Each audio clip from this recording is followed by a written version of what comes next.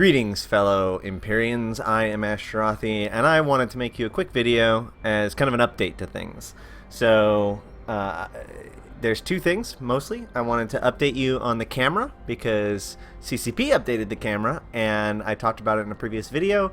So I wanted to relook at it and show you exactly how amazing it is now. And then I also wanted to update you guys on the channel as a whole and kind of my activities and what I'm up to. So first of all, here we are live on Tranquility.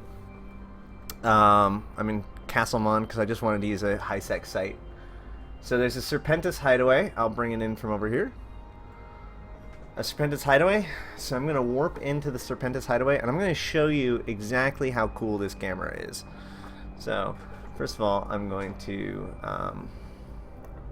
warp to within 0. Warp drive active. Now I'm going to warp in this direction, but I kind of want to look at this planet. So I'm going to hit C and click on the planet, and it centers the planet in the view, but it gets my ship out of the way. So if I'm warping to a place and I'm trying to descan or something, I can actually snap to any celestial, just like with the old camera. This was my biggest complaint with the new camera, was that you couldn't snap to things in order to scan them. But if you hold in C and click on something, you will snap to them. Oops. Or I guess if you hold C and click, you just snap to your thing. But anyway, if you snap on somebody else, it centers the screen on the thing, but it also pushes you off the side. The thing about this new camera is that it's disconnected a little bit from your ship. So in the old one, if you wanted to have your camera straight onto something so that you could descan it, your ship was literally blocking your view of the thing. And you just saw your ass end all day, zoomed in if you're me. So this actually makes it a little bit more cinematic. It makes it so that when you warp, it feels a little bit better.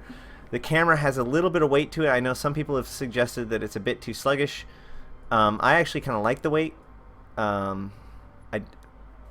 It just feels better for me.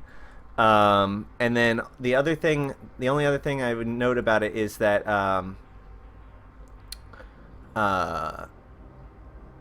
when I am watching something, when you have alted something and you're watching it like this, and they die, you see the explosion. In fact, let me demonstrate. So I've got this guy here.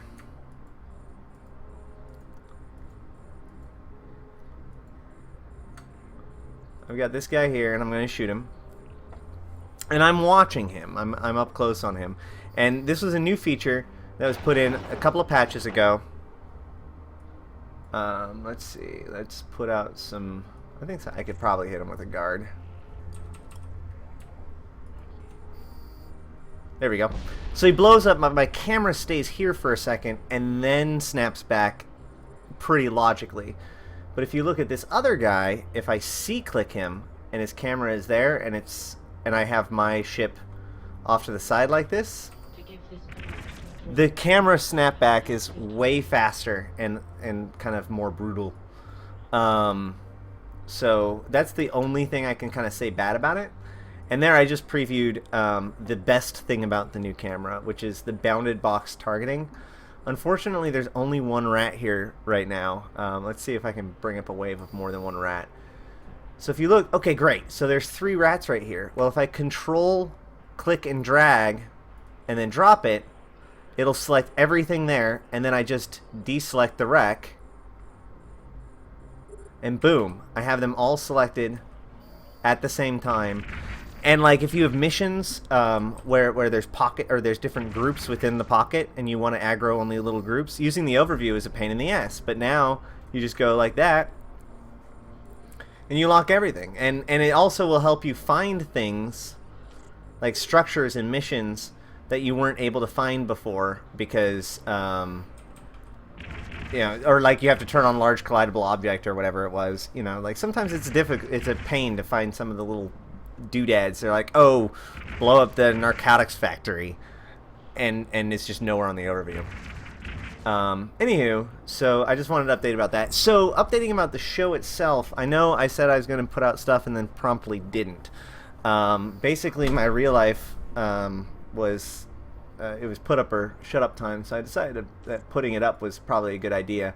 So I took about a month off from pretty much anything to knock out a programming project that I had, which hopefully I'll be talking more about here in a little while. But now I'm done. It's the new month. I've still got work to do, obviously, and I still have a 2-year-old, and I still have all my other concerns.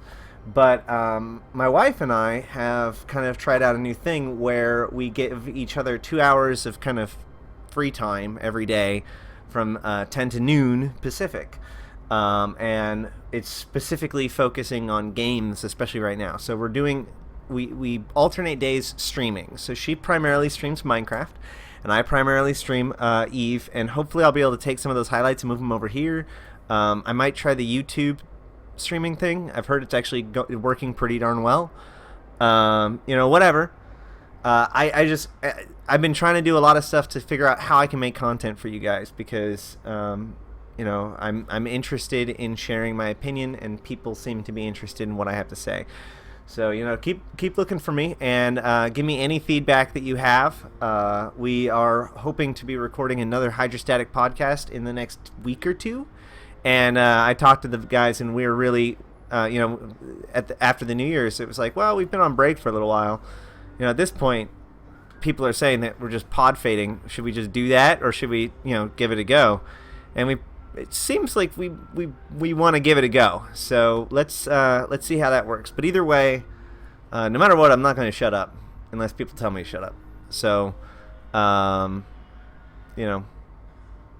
I hope to continue to hear from you guys and talk to you guys, and please hit me up on Slack or Twitter or whatever.